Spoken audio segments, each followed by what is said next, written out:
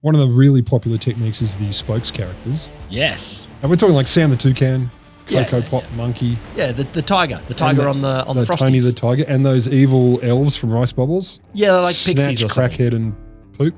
Snack, Crackle, and Pop. Yeah. What would be the spokes character for Steel Cut Oats? Oh, it's just some dude in handmade dungarees with a bland expression, slightly set jaw, just looking to the distance going, everything's hard. 10,000 yard stare. Everything's like hard. he's looking through the horizon into the further horizon. You're suffering, you're not suffering enough. Steel Cut Oats, eat them.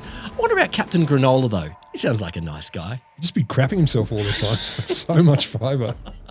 Just be a constant laying of cable.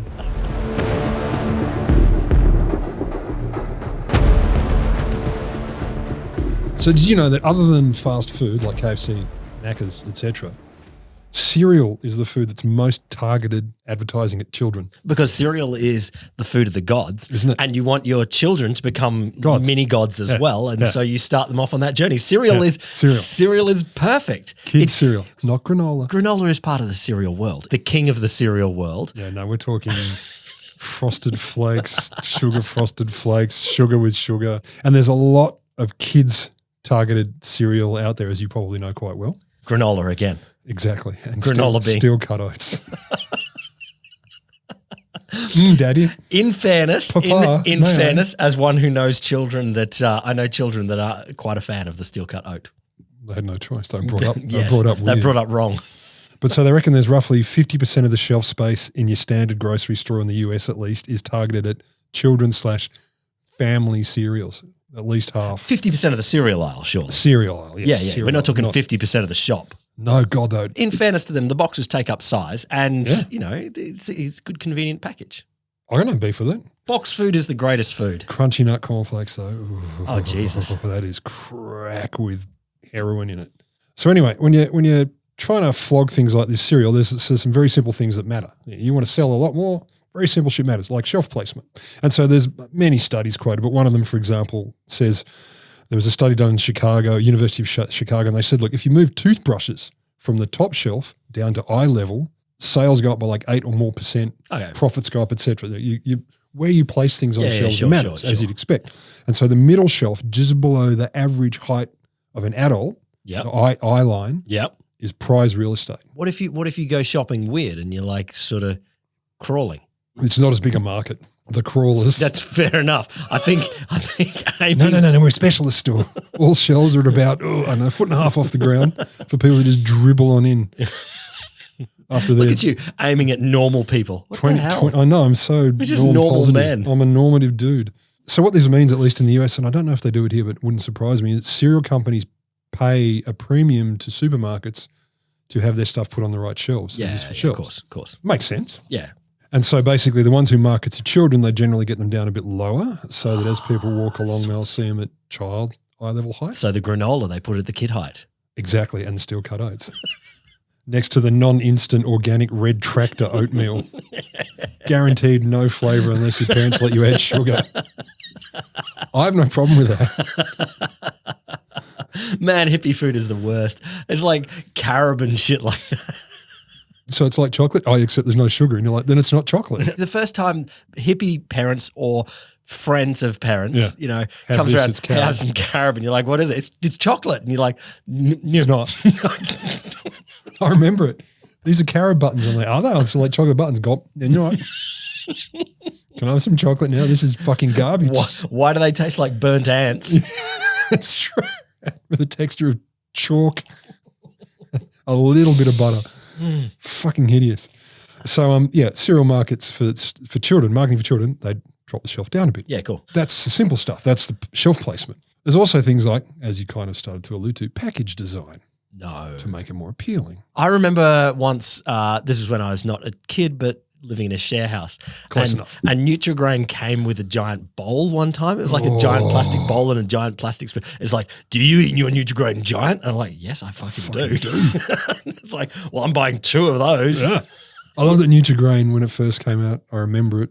It was the Iron Man health cereal, and you're like, it's really not. It's just a bag of sugar with some crunch. Delicious though. Loved it. Packaging matters. So in the early 2000s, we were talking in the US at least, more than $3 billion spent just on packaging design Yeah. to market to kids. Don't doubt it. To market to kids. Surely it's just a riot of colours. Like you don't need to do much science on that. You just go, give me more colour. Oh, Really? oh, wait. One of the really popular techniques is the spokes characters. Yes. Or spokesters, as obviously I would call them. What would be the spokes character for Steel Cut Oats? Oh, it's just some dude in handmade dungarees with a bland expression, slightly set jaw, just looking to the distance going, everything's hard. 10,000 yard stare. Everything's like hard. he's looking through the horizon into the further You think horizon. you're suffering? You're not suffering enough. Steel cut oats. Eat them. I wonder about Captain Granola though. He sounds like a nice guy. He'd just be crapping himself all the time. So much fiber. Just be a constant laying of cable. Now we're talking like Sam the Toucan, Coco Pop Monkey. Yeah, the tiger. The tiger on the Frosties. Tony the Tiger, and those evil elves from Rice Bubbles. Yeah, they're like Snatch, pixies or something. Crackhead, and Poop. Snack, Crackle and Pop. Yeah. So they're called spokes characters. And they're super attractive to kids because they're both a lot like people, but also interestingly different to people. So they're just they're like, cartoons. They're little cartoon versions you get on your box. Yeah, they're exciting. So also a lot of research suggests that by age 2, children can identify common characters and unambiguously demonstrate how desirable those characters are and the products to which those characters are strapped. And they're even saying kids identify with these characters. These are 2-year-olds and above. God, they may even aspire to be like these characters. I want to be like Sam the Toucan or the Coco Monkey. Or Captain Granola. Captain Granola with the constant shitting. But a firm stool.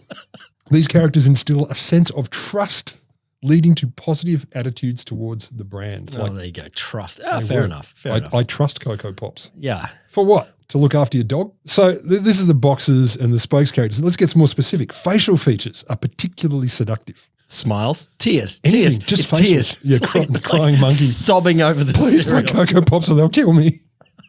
I don't want to be eaten. I don't want to become bushmeat.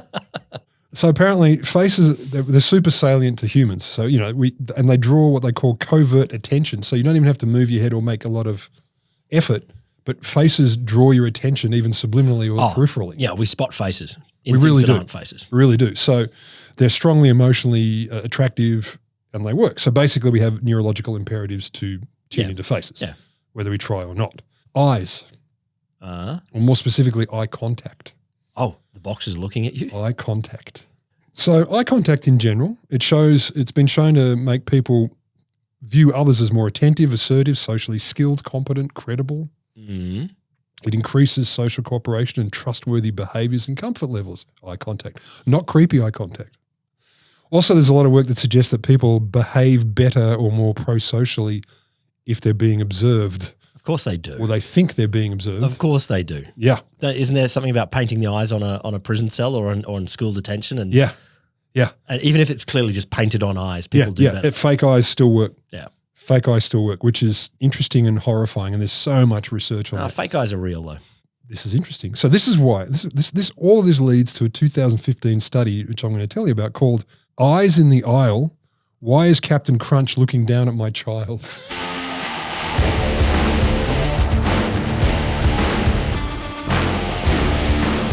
Welcome to The Wholesome Show, the podcast that quivers with ecstasy under the smouldering gaze of the whole of science. I'm Will Grant. I'm looking at you, Rod Lamberts. So this is a study, right? This is literally one study, but it's interesting. Eye contact from spokes characters should increase trust, generate positive feelings, and consequently, how they put it, aid persuasion. They go on to say this could significantly contribute to cereal sales should it be found that there indeed is eye contact as the child walks down the aisle. Okay.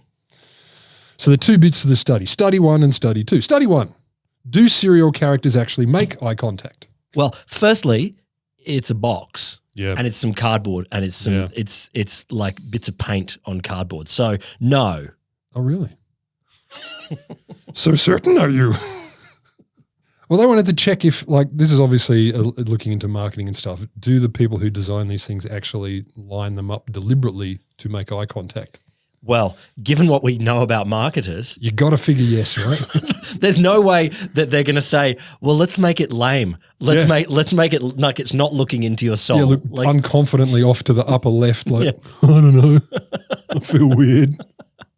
this is your sheepish cereal. So they wanted to check whether the angle of gaze of spokes characters on children's cereal is such that it would create incidental eye contact with children. Oh my god. And this is science at its best. And by at its best, I mean they got 65 different types of cereal featuring 86 different spokes characters, 10 different grocery stores in New York and Connecticut. So they got a bunch of different characters over a bunch of boxes from a few stores around a couple of states. For each of these spokesters, the final metric calculated was the height of the spokes character's gaze from 4 feet away. Okay. Oh, it gets worse. Yeah, okay. They got to do the method. This is the height at which a person's eyes would need to be as they walk down the center of the aisle in order to make eye contact with the character. There were 3 main steps in calculating the height. This is cereal fucking boxes.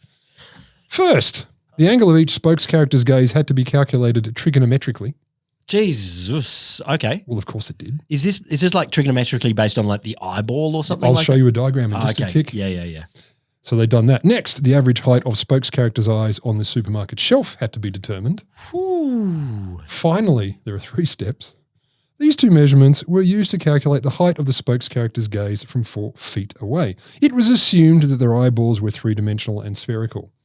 So the angle of gaze of the spokes characters was produced by calculating the tangent of the distance between the center of the eye and the center of the pupil divided by the diameter of the eye. You know, I love all scientists damn equally. That they are wonderful people. But there is a little bit where you just go, do you know we have real problems? calm the shit down. There's a diagram of the trigonometrical 3D rendered eyeball and angle of the dangle. But fair enough. I believe them. That is not untrustworthy. I'm sure it's great. I can see which way that eye is. Maybe. But you're right. There are actual problems in the world, and then there's this. So they go on into even more detail how they calculated the average gaze of each character's and yawn, blah, blah, blah, and they offer a detailed explanation of the procedure, which can be read in the methodological appendix. I read the paper. I didn't get to the appendix. Good boy. There was enough. I didn't need more. So the results of this section, study 1 of 2, the average height of the spokes character's gaze 4 feet away differed wildly between adults and children's cereals. Hang on. I was being facetious before about Captain Granola. How many adult cereal spokes characters are there? I'm not aware of any, but maybe I just don't pay attention because I just buy, what was he, Captain Angry Pants' Steel Cut Oats. Yeah, exactly. Bottom line is, yes, cereal spokes characters marketed to adults make eye contact with adults. Cereal spokes characters on children's make eye contact with children. Thank you, science. Thank you, science. Thank you, science. But of course, this isn't enough.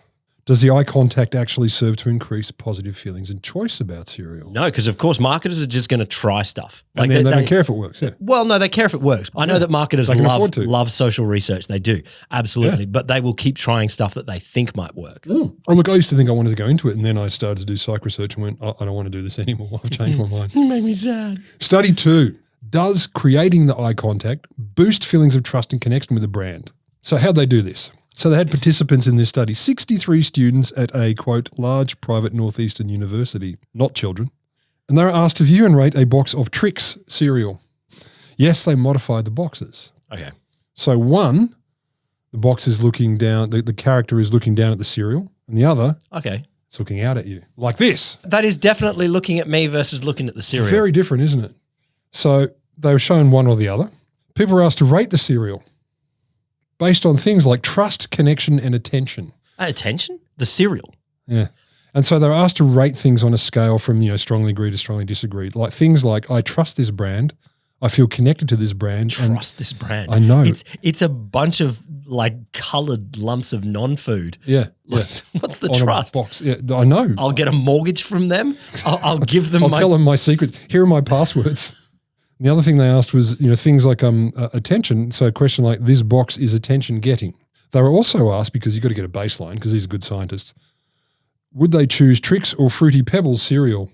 Fruity Pebbles. Is that an alternate brand that exists? Apparently. Or the scientist said, No, apparently it's real. Fruity Pebbles? To me, in Australia, if someone said, I've got some Fruity Pebbles, it's like you've got some weird You've looking got gay poo. landscaping going on? What are you talking about? I'm thinking that's poo. I'm thinking that's I'm thinking like to me, Fruity Pebbles is like, I got a weird problem with the poo at the moment. Like My back door's doing dumb things. that's what Fruity Pebbles says to me. Fruity Pebbles. No, nothing about that makes me go, yum, yum. I want to pour milk on it and scoff it. So results. Participants who looked at the eye contact cereal boxes, the one that was staring at you and mesmerizing you, they reported feeling greater connection to the cereal, Also, apparently, feelings of trust were marginally higher. Anyway, what I love in this is for the science and stats people, and if you're into p-values, if you're into probabilities, they actually quote this and say, this is marginally higher, but the p-value is 0.065. 0.65. Have they So described not it? significant. That would be it. That Not would significant, be it. but described as, marginally higher anyway. I read that and I go, oh, for fuck's sake, like, come on. They make some claims. I've done these 2 studies. They've gone, yes, there's been some eye contact, deliberate, manipulation, and also whether the serial character is looking at you or not can make a difference. In adults, even though they were talking about children's cereal to begin with. Yeah, still. So they make some claims at the end of this. Eye contact thus not only has the potential to sell more cereal, but may also create more loyal customers through fostering positive feelings and a sense of trust and connection. And they leap from this, the idea that when we're observed, we feel more self-aware, and that images of eyes have been shown to motivate cooperative behavior. Yes. Likely because people in these studies who've done this feel like they're being watched. So they go from that to this awareness could make the shopper more conscious of his or her body and health, inspiring healthier choices. Oh. Which could be examined in future studies. So if the cartoon character on the box of marshmallows and sugar plobs is staring at you, you might feel observed, more self-aware, and therefore make healthier choices. So actually would be bad. So the original tricks there, just looking at the picture again, which one is the original? Not looking at you. Yeah, so it's looking at the cereal. Yeah. Oh, that's really interesting. Yeah. So potentially it would backfire. So they do a lot of elaboration on ideas. What we could do, further research, standard study stuff, I remember when I last was in India and I was watching people making and doing the finishing touches on making an idol in a temple, and you'd be painting different bits. But the last bits that you always do, whatever the idol is, and remember in Hindu tradition, this can be a manifestation of that God, is you paint the eyes.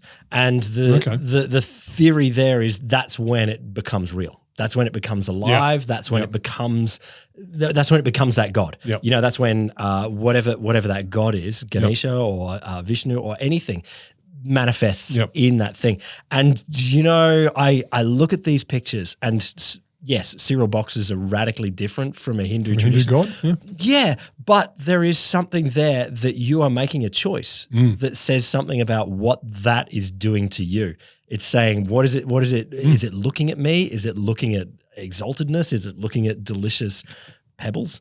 Or something like this. But there is a tradition there that says we grapple with being looked at. We do. Quite a lot. And I think we've been doing it much longer than cereal boxes. So I don't know. I think that's true. I think these marketers are touching on something that is much deeper than I have no argument. Like I totally agree with that. Like the eye contact thing matters whether it's real or fake eyes. What I scoff at is the ridiculous, like the salami slicing bullshit and tiny little statistics. Sure. So they talk about limitations going on this, actually related to this. So ethics and stuff, like if this is really effective and you're marketing to children and fucking with them, that's a bit uncool. Just remember the marketers don't work under academic ethics. No, they don't. But this is what they said in this paper. But I'm going to talk about my own thoughts on the limitations. So very small sample, very small differences between groups, dodgy stats, etc.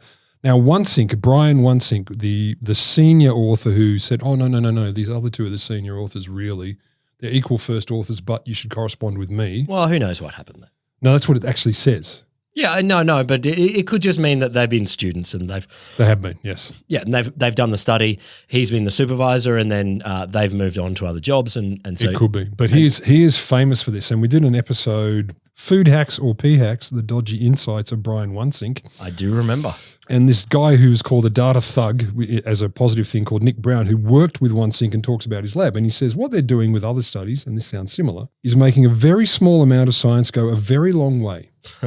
You spread it thinly, you cut it with water, and you modify the starch. The product, which is the paper, is designed and marketed before it's even been built. So what we call in the academia, salami slicing. You take one, whether the study's good or bad or indifferent, you slice it into 18,000 different little small elements and you put them out there. So this study to me reeks of that. It reeks of this very tiny, maybe whatever's. Do you know, I feel for me, it's skirting around the edge of something really interesting.